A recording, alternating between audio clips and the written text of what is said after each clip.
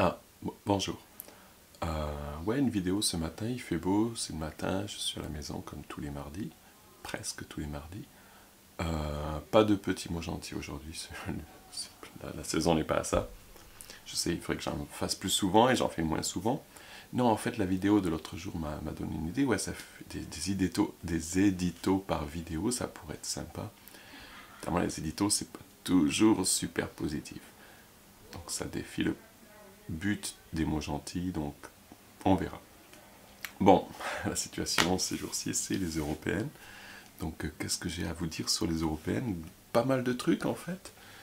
Euh, le truc, alors je réagis aux choses, c'est un éditorial, hein, une revue de presse sur éditorial. Je bois mon café en même temps. Le premier truc, c'est les réactions que j'ai vues sur Internet, ou même dans certains journaux sur Internet, Libé, je crois. Bon, Libé, ils aiment toujours les gros titres à la con. Euh, c'est le choc, la surprise. Vraiment? Vraiment, vous êtes choqués et surpris que le FN, je dis encore le FN, il rassemble rien du tout ces connards, euh, le FN soit arrivé premier, mais il y a 5 ans aussi. Des fois, j'ai l'impression que les gens ne se rappellent pas ce qui s'est passé il y a 5 ans. 5 ans aussi, ils étaient premiers. Ils ont augmenté depuis 5 ans, effectivement. Mais bon, c'est pas une surprise. Et ce qu'il se passe en France en ce moment, les gens ne votent pas pour leurs intérêts. Arrêtez de penser, oh là là, mais les gens votent contre leurs intérêts. Oui, toujours, bien sûr. Sinon la droite serait jamais au pouvoir. Les gens votent pour ce qu'on leur dit de voter à la télé. Et surtout en France, parce que les médias sont tellement centralisés dans ce pays. Et voilà, et ça a toujours été comme ça, je pense, depuis très longtemps. Sarkozy est arrivé au pouvoir comme ça, Macron est arrivé au pouvoir comme ça, parce que les mecs, ils passaient à la télé dans tous les journaux de tous les jours. Et là, depuis plusieurs années, c'est le FN, le FN, le FN. CNews, et maintenant c'est le Fox News français, est devenu la chaîne la plus regardée en France, je crois. Enfin bon, bref, voilà, il y a zéro surprise. Ouais, c'est pas plaisant, c'est pas un résultat plaisant, mais il y a absolument zéro surprise. Donc ne soyons pas surpris ni choqués. Ayons des réactions plutôt, justement, réfléchies sur ce qui se passe. Et donc, ouais, les résultats, ils sont ce qu'ils sont, mais ils sont pas si catastrophiques. On passe, j'ai pris quelques notes. Donc, je prends mes lunettes, mes notes. Les résultats, donc, oui, par rapport à 2019, beaucoup plus de progression des fachos, effectivement, quand même 2 ou 3 millions de votes en plus pour les fachos, ça craint vraiment. Des numéros exacts, peut-être que je mettrai ça en parallèle sur mon blog, je sais pas. Sinon, vous cherchez vous-même. Hein. Mais c'est pas tout négatif. Le PS vaut ce qu'il vaut, mais il a vachement progressé. Et la LFI aussi, là. Donc la gauche a beaucoup progressé. Les écolos ont beaucoup baissé, ce qui est un problème. Je crois que c'est en fait le vote écolo qui s'est retransmis sur le PS, quelque chose comme ça. Et les républicains ont perdu des sièges, mais se maintiennent très très bas en nombre de votes. Et les macronistes aussi ont énormément baissé. Presque, ce sont les macronistes qui ont voté FN, on dirait, je sais pas, vu les chiffres. Euh, non, j'imagine. Ouais, si, voilà, l'aile droite du macronisme qui a voté FN, qui se ressemble, ça semble. Et l'aile gauche du macronisme, il a resté peut-être quelques-uns, les fous, qui ne sont pas compris encore depuis 2017, qui auraient voté PS peut-être. Bref, oui, c'est la merde, mais c'est pas tant la merde que ça, quoi. Les résultats auraient pu être bien pires. La gauche remonte, la gauche remonte. Et donc voilà. Un autre truc que je trouve assez intéressant, et c'est pas une surprise non plus, c'est la grille de lecture des élections. Nous avons une élection européenne, supranationale, et on n'entend parler que des résultats franco-français, presque partout, et ça c'est habituel aussi, c'est pas une surprise. Les élections, la France est tellement centralisée aussi, ça permet à des médias extrêmement centralisés. Toute la France regarde la même chose à la télé en permanence. Les gens regardent moins la télé, toute la France regarde la même chose sur Internet en permanence aussi. Et pareil, donc ouais, des élections supranationales, on devrait peut-être parler de ce qui se passe en Europe. Je ne sais même pas si y a vraiment, on a parlé des résultats finaux en Europe. Et les résultats finaux en Europe, la composition de l'Assemblée à Bruxelles et à Strasbourg, je crois que c'est surtout à Bruxelles, oui, la droite remonte beaucoup, mais l'extrême droite, presque seulement en France et dans les quelques pays fachos comme la Hongrie et l'Autriche et l'Italie. Et mais sinon, voilà, dans le reste de l'Europe, ça va, quoi. Ça va. Au niveau des fachos de l'extrême droite, hein, la droite se maintient bien. Le truc inquiétant à l'échelle européenne, c'est l'effondrement des Verts un peu partout. Parce qu'à notre époque, voilà, quoi, il faut une...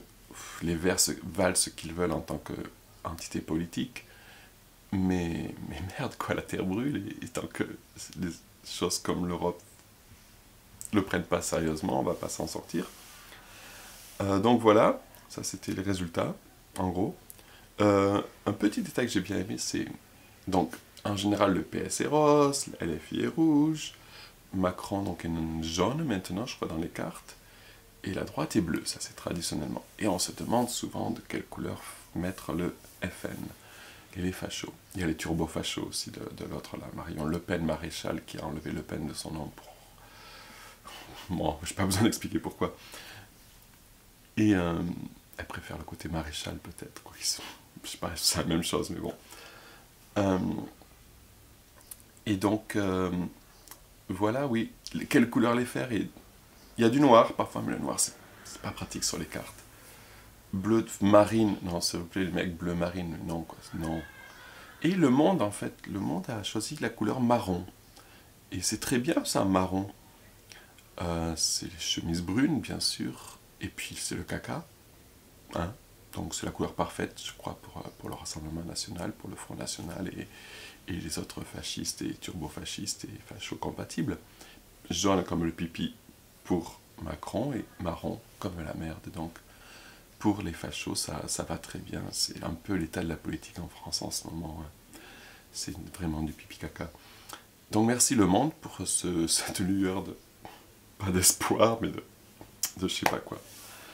Voilà, bon ça c'est les résultats des élections. Mais bon, c'était des élections européennes, donc ça aurait été bien qu'on parle un peu plus des résultats européens. Mais la France en est incapable. Quand on a les élections régionales, ça se résume toujours à un pour ou contre le gouvernement national. Quand on a des élections locales, ça se résume toujours à un pour ou contre le gouvernement national. Et là aussi, les Français, apprenez à voter, c'est pas que votre faute, les médias aussi, les politiques eux-mêmes rendent toute élection en une sorte de truc national. Et voilà, bon bref. L'autre gros truc, Manu dissout l'Assemblée. Alors pourquoi Manu a-t-il dissous l'Assemblée? Tout le monde se perd en conjecture. Le truc le plus commun que j'entends sur Internet, c'est parce qu'il veut donner le pouvoir au FN pendant 2 ans pour que le FN se ramasse, pour que Manu récupère le pouvoir en 2027. Ben non, quoi. Déjà, je crois qu'il peut pas être réélu, hein, même s'il démissionne, il peut pas être... S'il démissionne, il peut se représenter, je crois pas. Hein. Et puis surtout, soyons réalistes, le FN est premier, mais encore une fois, je pense que les gens ne comprennent pas les élections. Les européennes, ce sont des proportionnels. Ton pourcentage te donne un nombre de voix, un nombre de sièges, en gros, avec quelques arrangements. Les élections législatives sont des élections à 2 tours, comme les présidentielles. Donc même si le FN arrive premier dans plein d'endroits au premier tour, rien ne l'assure qu'il va gagner au 2e tour. Et je crois que très souvent, au contraire, il va donner sa place à l'opposition. Pas à l'opposition, mais à celui qui arrivera 2e. La gauche fait une union, apparemment. C'est bien, en 24 heures, ils ont réussi peut-être, qu'ils commencent à apprendre. Et donc voilà, qu'est-ce qui va se passer avec ces élections? Ben, j'en sais rien. Mais Macron ne veut pas donner le pouvoir au FN, c'est sûr. Il y a 2 choses. Il espère peut-être pouvoir en fait récupérer une majorité avec son équipe. J'y crois comme moyen. Je pense pas que ce soit très réaliste. Est-ce que si des... Je sais pas. Je pense pas que ce soit très réaliste qu'il arrive à récupérer une majorité. Donner le pouvoir le gouvernement à la gauche, peut-être justement il veut donner le gouvernement à la gauche, que les gens soient en colère contre la gauche pour les prochaines élections. Ouais, mais attends, s'il fait ça, il va mettre la gauche contre le FN aux prochaines élections. Lui, il est grillé. Bon, vu que sa mégalomanie, puis il est bête et il est mégalo, il comprend pas qu'il est grillé. Ça, il comprend pas, je pense. il veut pas comprendre, peut-être inconsciemment il le comprend, mais il veut pas l'accepter, c'est normal. Bref, pourquoi... Je pense qu'il y a aussi des côtés un peu plus cons pour lesquels il dissout l'Assemblée. Euh, Macron veut rester dans l'histoire.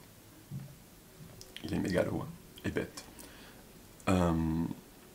Et quand tu ressembles bien la Ve République, quels sont les présidents, quels sont les événements qui font qu'on rentre dans l'histoire? Bon, De Gaulle, mais après, Giscard, Sarko, personne ne se rappelle de leur présidence. Il n'y a rien, il ne s'est rien passé d'exceptionnel et d'incroyable. Sarko a normalisé le fascisme en France de nouveau, mais voilà quoi.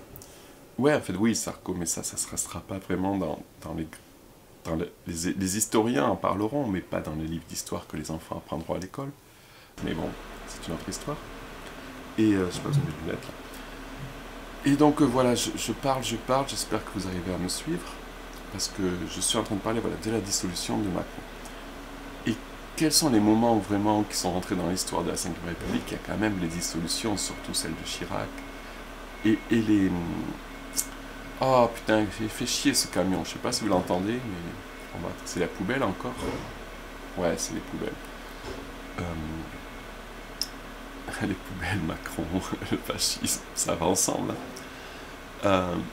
Donc je disais quoi? Oui, Chirac, la cohabitation de Mitterrand avec Chirac, la cohabitation de Mitterrand avec Balladur, la cohabitation de Chirac avec Jospin, sont pas mal restés dans l'histoire, on en parle encore beaucoup plus que quoi que ce soit d'autre de cette Ve République. Et Macron est peut-être attiré par ça. Il est attiré par une cohabitation, ça pourrait l'arranger dans beaucoup de façons, pour le faire entrer dans l'histoire d'une façon très bizarre, mais bref. Et aussi parce que oui, Chirac a perdu les présidentielles après avoir été Premier ministre. On n'aime pas les Premiers ministres. Balladur a été grillé après avoir été Premier ministre, alors qu'il devait être le président en 95.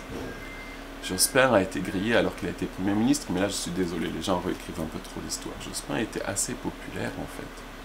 Et la seule et unique raison pour laquelle il n'est pas allé au second tour et Le Pen est allé, c'est Chevènement. C'est Chevènement qui a piqué 5% à Jospin. Et si Chevènement ne s'était pas présenté, ces 5% votaient assurément Jospin. Donc on arrête, c'est pas l'abstentionnisme, c'est pas Jospin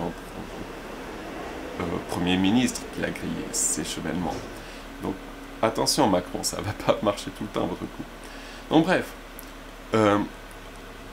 un gouvernement facho, j'y crois pas trop. Un gouvernement de gauche, j'y crois un peu plus, mais pas trop non plus. Je crois que réalistement, on va se trouver avec une Assemblée nationale sans majorité claire. Et on risque à se retrouver avec 3 forces plus ou moins équilibrées. Donc ça va être la merde. Un gouvernement très instable, ça c'est le risque qu'il prend. Les gens disent, il court avec le feu. Oh, il m'emmerde ce camion, vraiment. On va faire une pause, hein. Je disais quoi? Je sais plus. Macron, la dissolution... Oui, voilà, il prend vraiment... Les médias disent, il joue, ou les gens sur Internet disent, il joue avec le feu, de mettre le RN au pouvoir, blablabla. Non, vraiment, j'y crois absolument pas que le RN puisse avoir une majorité à ces prochaines législatives, mais avoir aucune majorité, étant 3 forces vaguement égales entre les macronistes, le FN et la gauche, c'est une possibilité très réaliste. Qu'est-ce que ça va faire? Ça va faire un sacré bordel. Et il n'y a pas un camion encore qui revient. Si, mais c'est le festival. Bon, me revoilà. Il est enfin parti ce camion. D'habitude, il reste quelques secondes et là, on dirait qu'il faisait un festival. J'en étais où? Donc Macron, voilà, oui. Les médias, les gens sur Internet, les journalistes disent que là, il joue avec le feu de vouloir mettre le FN au pouvoir. Et je pense pas donc du tout qu'il va mettre le FN au pouvoir. Pas du tout, je crois pas. Je sais pas, ils sont arrivés premiers dans une élection proportionnelle, ça veut rien dire pour une élection à 2 tours. D'ailleurs, ça me met en porte-à-faux avec mes propres convictions, parce que j'ai toujours pensé que les législatives devraient être à la proportionnelle, mais si c'était le cas, on serait dans une sacrée merde là. Heureusement, elles ne le sont pas. Donc, on reverra mes convictions un autre jour. Maintenant, ces élections, je ne pense pas du tout donc, que le FN puisse arriver à avoir une majorité. Là où il joue avec le feu, je pense que personne ne va avoir vraiment de majorité à l'issue de ces législatives. On va se retrouver avec un pays, un hémicycle avec trois forces vaguement égales entre la gauche, si elle arrive à rester unie, pour l'instant ça va,